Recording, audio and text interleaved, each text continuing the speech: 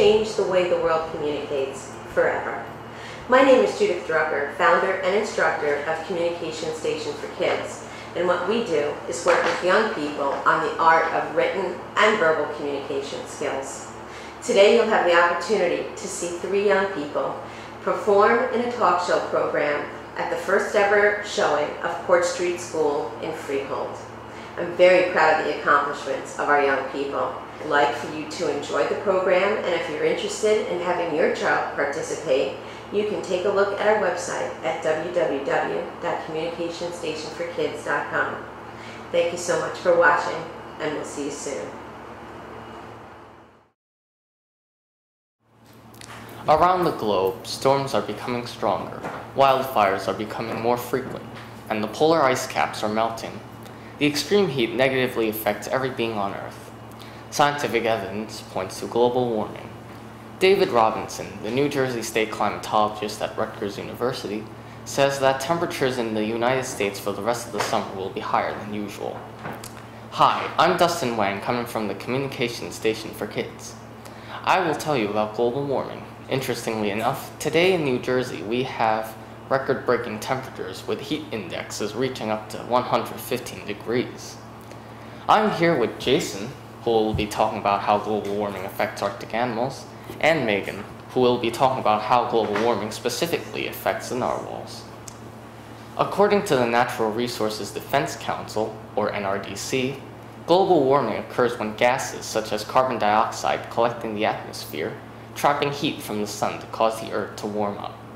The EPA says that the largest source of carbon dioxide in the world is the combustion of fossil fuels from factories and cars. The NRDC and National Geographic say the rising temperatures cause droughts, stronger storms, wildfires, heat waves, and natural ice to melt. According to National Geographic, the melting ice will cause sea levels to rise, which can lead to flooding and the spread of diseases such as malaria. Over 1 million species of animals will face extinction due to their disappearing habitats, the changing ecosystems, and acidifying oceans. National Geographic also says that sometime in the future, a positive feedback effect of global warming will cause temperatures to rise even more and release other greenhouse gases, such as methane from permafrost and undersea deposits, as well as carbon in sea ice that will cause the water to evaporate more quickly. Clearly, the oceans of our world are being affected by global warming. That would mean that marine life is also being affected. Jason will report on how Arctic animals are impacted by climate change. What if your favorite Arctic animal became extinct? This may happen because of global warming reducing the ice and snow in the Arctic. The ice melt in 2007 was equivalent to the size of Texas and Alaska combined. The Arctic animals are languishing from the effects of global warming due to habitat loss leading to a lack of food. Which Arctic animals are most affected by?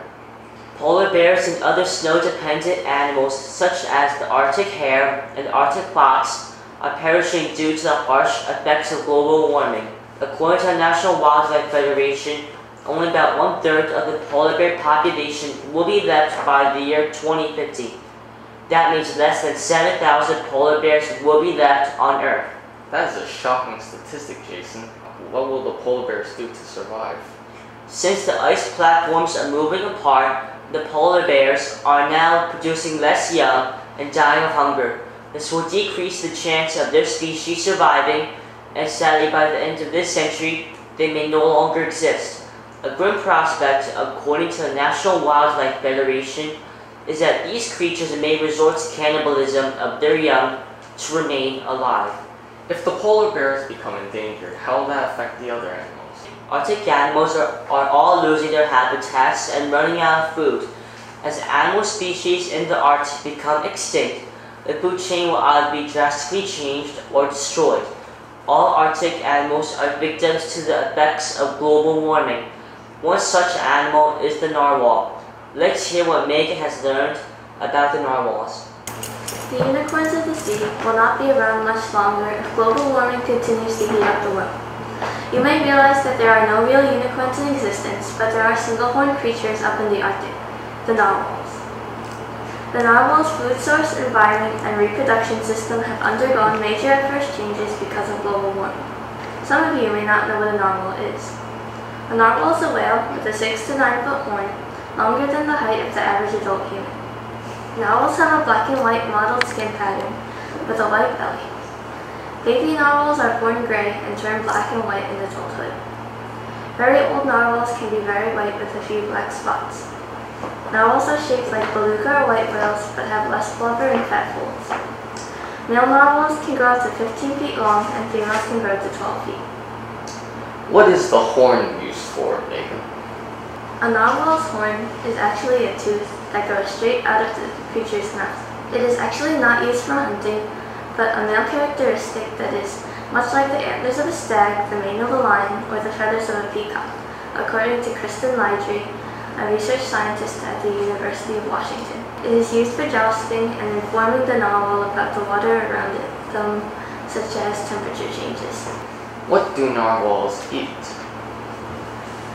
Narwhals eat Greenland halibut, cod, and squid. They will dive extremely deep to reach their food. The deepest a narwhal has ever gone is 1 mile. You mentioned earlier that global warming can adversely affect narwhals. In what ways are they affected? One way is that global warming causes the water temperature and ocean currents to change. The fish that the narwhals eat move to different areas, resulting in less food for the tusked whales. That's a problem. What else? The warming of the earth melts the Arctic ice, causing the narwhals to lose some of their habitat. Lidry explains that climate change is the primary threat to narwhals. This includes loss of sea ice habitat and changes in the distribution of their prey, the Greenland halibut, with warming ocean temperatures. This might also be coupled with more subarctic whales moving into the Arctic earlier in the season and for longer periods. This means that the amount of narwhals hunted by killer whales may increase, and the tusked whales may have to compete for food. You mentioned earlier that global warming affects the reproduction of narwhals. How is that so? Global warming affects the narwhal's reproduction by melting the ice where they mate. Narwhals mate in the cracks of the ice, so if the ice is gone, they may have trouble reproducing. This causes the narwhal population to drop. Is it enough to cause the narwhals to die out? In addition to global warming, narwhals are also threatened by oil drilling in the Arctic and hunting by humans. Global warming does nothing to help raise their population, and these creatures may eventually become extinct. Can we do anything about that?